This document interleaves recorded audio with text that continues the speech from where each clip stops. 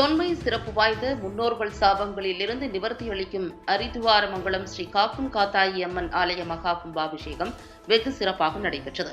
இதில் ஆயிரக்கணக்கான பக்தர்கள் திரண்டு சுவாமி தரிசனம் செய்தனர்.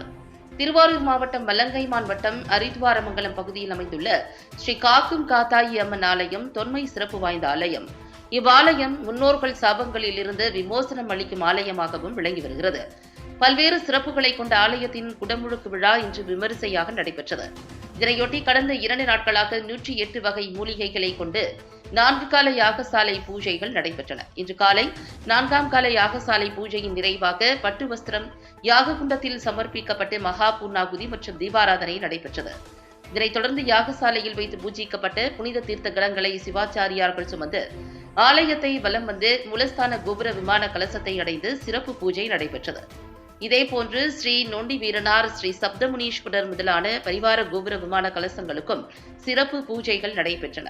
இதனைத் தொடர்ந்து அனைத்து சன்னதி கோபுர விமான கலசங்கள் மீதும் சிவாச்சாரியார்கள் புனித நீரை ஊற்றி கும்பாபிஷேகத்தை செய்து வைத்தனர். இதனையடுத்து அனைத்து சன்னதிகளிலும் சிறப்பு மகா அபிஷேகத்துடன் மகா தீபாராதனை நடைபெற்றது.